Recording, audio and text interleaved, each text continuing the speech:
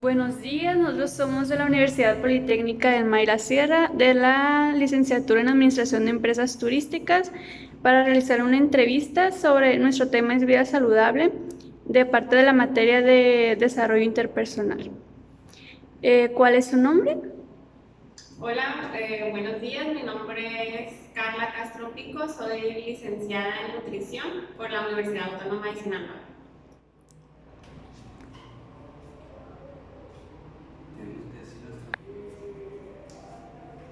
Mi nombre es Elizabeth García Chávez y mi compañero. Francisco Javier Vera Santiago.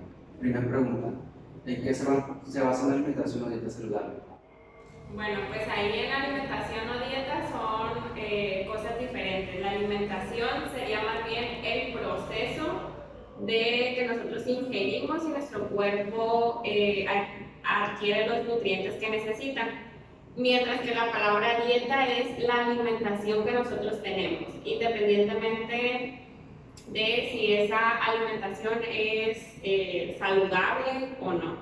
Entonces, ahí para que una alimentación sea saludable, se busca que sea equilibrada. Equilibrada en cuanto a qué, a cuanto a que tenga todos los nutrientes que nuestro cuerpo va a requerir. Los principales son los carbohidratos, proteínas y lípidos. Entonces, para que sea completa, va a necesitar que se tengan todos esos componentes y que prácticamente los carbohidratos serían pues tortilla, arroz, pasta, papa. En cuanto a las proteínas, pues serían todas aquellas de origen animal, como lo son pues quesos, carnes rojas, pescado, pollo. Y las grasas pues vendría siendo los aceites o también nueces o estos alimentos. También las leguminosas serían parte esencial de una dieta equilibrada, que las leguminosas son el frijol, lenteja, garbanzo, y pues las frutas y verduras, que son las principales que nos van a aportar la fibra, agua, vitaminas y minerales. Entonces requerimos de todos esos alimentos para que nuestra alimentación sea una alimentación saludable. Usted, como nutrióloga, ¿en qué se basa a la hora de asignar una dieta para una persona en particular? Bueno, a la hora de asignar un plan de alimentación para una persona, ahí tiene que ser muy individualizado, porque va a depender de la etapa de vida en la que se encuentra la persona. Un ejemplo, si la persona está embarazada, si la persona es un niño, si la persona es un adolescente, es un adulto mayor. Entonces, el principal factor va a ser ese, identificar en qué etapa de la vida se encuentra la persona. Otro factor muy importante es determinar si esa persona tiene antecedentes de alguna enfermedad o si padece alguna enfermedad en el momento, porque también de eso va a depender que se ajuste su plan de alimentación. Y también del objetivo que la persona tenga. Un ejemplo, si la persona es una persona adulta que padece cierta enfermedad y su objetivo es controlar los padecimientos que le genera su enfermedad, pues se va a ajustar el plan de alimentación a eso. Entonces son muchos factores los que se tienen que determinar. Además, pues de también el estatus socioeconómico que presenta la persona, porque de eso va a depender de que la persona tenga acceso o no a ciertos alimentos. Entonces son muchos los puntos que se tienen que tomar en cuenta para determinar el tipo de dieta o el plan de alimentación que se le va a dar a la persona. ¿Es caro mantener una dieta saludable? No, no es costoso. Como pues les mencioné, tenemos que ver el poder adquisitivo del paciente o de la persona en el caso, para determinar qué tipo de alimentación se le va a dar. O sea, que esa alimentación sea equilibrada, que sea completa, pero que sea accesible para la persona. Pues un ejemplo, por ejemplo, el salmón pues tiene grasas buenas, es un alimento que deberíamos de consumir todos, pero es un alimento costoso, porque no es un alimento que lo podamos conseguir aquí, es un alimento que se exporta, entonces tiende a ser muy caro. Y pues sabemos personas que pues no tenemos como que la disponibilidad para adquirirlo. Entonces todos esos puntos tenemos que tomar en cuenta, además de, por ejemplo, también la zona específica donde vive. Por ejemplo, nosotros aquí pues tenemos el mar súper cerca, o sea, los pescados, mariscos son accesibles para nosotros, pero por ejemplo una persona que vive en el centro del país, pues no va a ser muy accesible que esa persona pueda conseguir un pescado fresco a un costo pues más accesible. Entonces, pues no es costoso, la verdad es que es más costoso llevar una enfermedad. ¿Cómo se relacionan los problemas gastrointestinales, problemas de rendimiento físico, etcétera, con los alimentos que consumimos? Bueno, pues ahí los alimentos influyen muchísimo en el efecto de nuestro cuerpo. Ahí pues son dos preguntas diferentes. Por ejemplo, en problemas gastrointestinales, cuando llevamos una dieta rica en grasas saturadas, alimentos muy irritantes, picantes, muy condimentados, estos alimentos tienden a irritar la mucosa del estómago y de nuestro tracto digestivo. Entonces nos producen pues reflujo, gastritis, que es la inflamación de esa mucosa. Y por decir también, cuando ya una persona está, por decir, en el caso de un deportista que es de alto rendimiento, su alimentación es clave para que él pueda tener ese rendimiento que él busca, que pueda dar el plus en su deporte. Entonces, los deportistas llevan una dieta muy equilibrada para poder ellos rendir, para que así su músculo se recupere después o antes, o para que tenga la preparación que necesita dependiendo de la etapa que esté, ya sea en entrenamiento, precompetición, postcompetición o que esté en una etapa de competición. Entonces sí influye muchísimo la alimentación, desde para una persona que no practica el deporte, como fue la primera pregunta, donde si se ingiere una alimentación alta en grasa puede producir estos irritantes que irritan la mucosa, o en el caso de los deportistas que si no se alimentan bien, si no llevan una alimentación acorde a las calorías que ellos necesitan y que gastan diariamente en sus entrenamientos, pues les va a repercutir, claro, en su rendimiento físico. ¿Qué alimentos hay que eliminar para mantener el corazón sano? Bueno, ahí para mantener una salud cardiovascular saludable, lo que se plantea o lo que se debe buscar es tratar de eliminar todas esas grasas saturadas, principalmente pues de origen animal.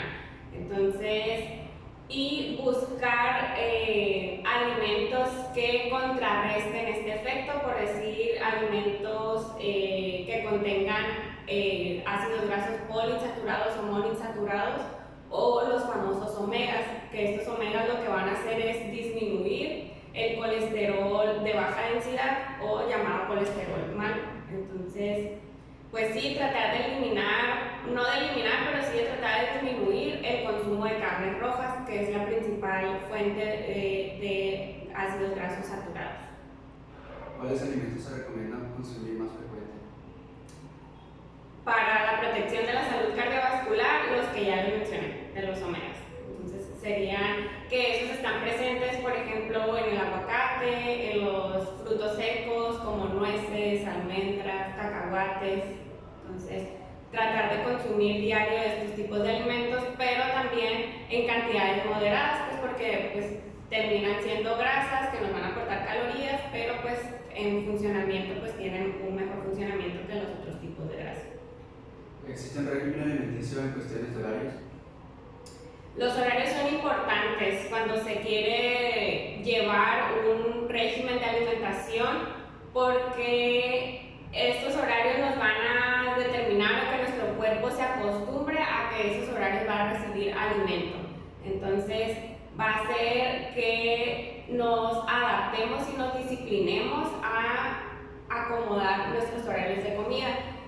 Claro que cada persona, dependiendo de pues, su estilo de vida, de su trabajo, de si estudia, de todos estos factores que se tienen que tomar en cuenta, pues va a ser muy diferente los horarios de una persona a la otra. También lo que se busca es que no haya una gran diferencia entre comidas, por ejemplo, que no haya tanta diferencia entre la hora del desayuno y la hora de la comida, que lo máximo deberían de ser aproximadamente 5 horas para que la persona pues no llegue con tanta hambre a la siguiente comida. Claro que esto va a ser, les digo, muy independiente de cada persona. A algunas personas les funcionan muchísimo también lo que son las llamadas colaciones, que son comidas pequeñas que se hacen entre las comidas principales, que al final del día sí importan los horarios, importa establecer pero lo que al final cuenta más es la cantidad de calorías que tú ingieres durante todo el día. Así hayas ingerido solo 2 veces alimentos, pero si tú ingeriste la cantidad que tú necesitabas, está perfecto. El problema va a ser cuando hay un exceso de calorías al final del día.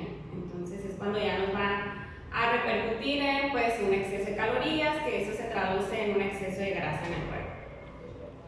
Porque algunas personas desarrollan alergias a ciertos tipos de alimentos. Bueno, las alergias alimentarias no hay un porqué, lo que sí es que la alergia alimentaria es una respuesta exagerada del sistema inmunológico de nuestro cuerpo hacia un cierto antígeno que contienen algunos alimentos.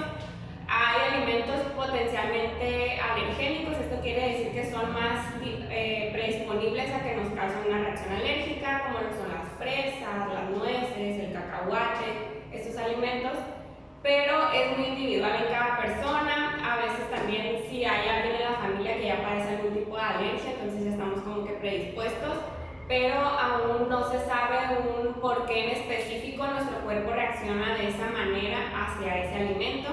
Lo que ahora se plantea es que a edades más tempranas empiecen a introducir estos alimentos en los niños cuando ya se inicia la alimentación complementaria, aproximadamente a los 5 o 6 meses. Se recomienda ahora empezarlos a ingerir a más temprana edad para que los niños empiecen a tolerar estos alimentos y que no les causen las reacciones alérgicas. ¿A qué se debe? Pues no hay un porqué. Aún no se sabe por qué causa una reacción alérgica. ¿Cómo varía el consumo de alimentos cuando se está realizando actividad física y qué diferencia hay cuando no ejercitamos el cuerpo? Pues sí hay diferencia porque cuando nosotros también depende del por qué estamos realizando la actividad física o el ejercicio físico, es diferente.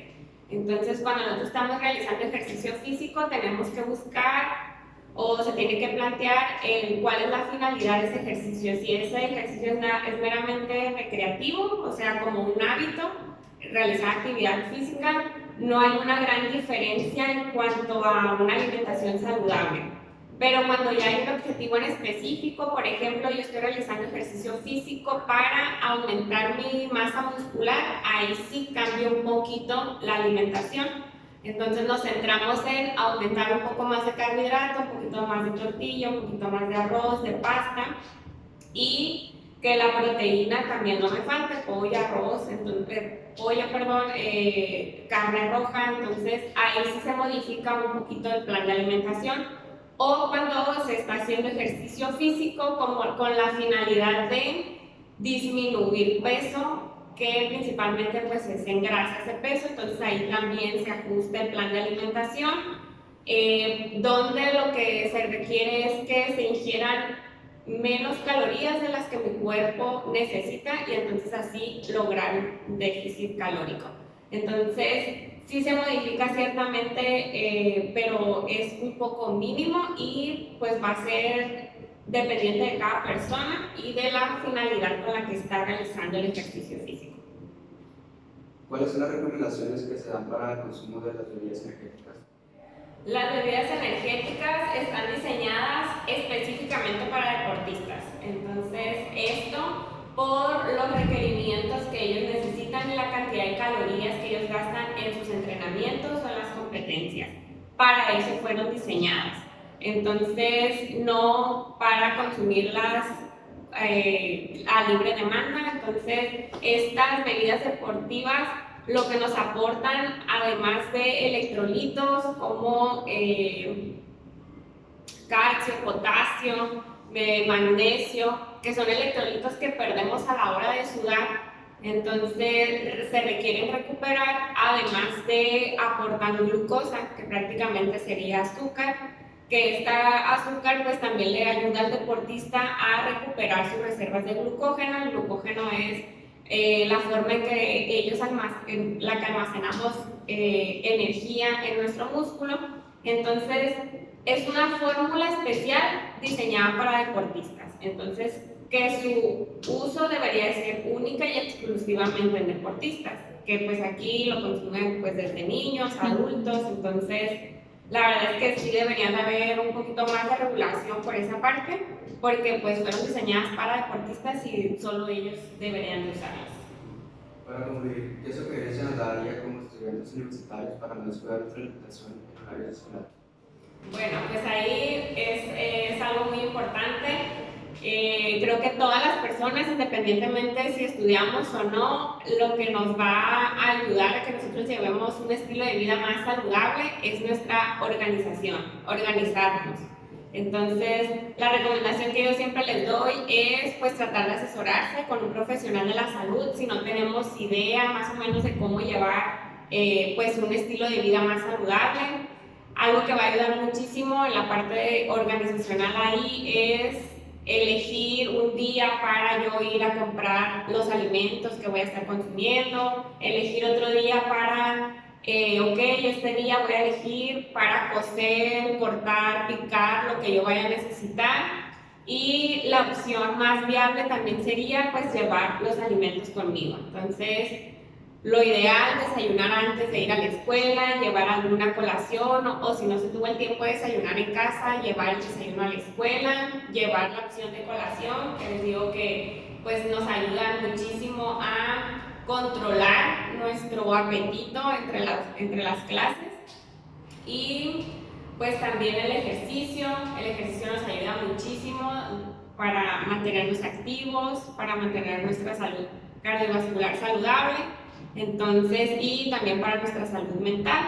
Entonces, pues las recomendaciones que les puedo dar son esas: organizarse, tratar de asesorarse con un profesional que los guíe para llevar un estilo de vida más saludable y pues no confiarse, porque también a veces estamos en la edad joven, entonces creemos que no nos vamos a enfermar nunca, sí. Pero pues la verdad es que es la mejor etapa donde uno puede como cambiar el chip y decidir hacer algo por nuestro cuerpo. Entonces, pues yo es lo que les puedo recomendar. Entonces, también consumir mucha agua, porque es una edad donde también se consumen muchas pues, bebidas azucaradas, de refrescos, jugos, tés. Entonces, también una parte muy importante ahí es el consumo de agua y pues tratar de siempre en las comidas, tratar de poner una guarnición de verduras y pues lo que les mencioné, el carbohidrato, las grasas, o sea, nuestro plato tiene que estar completo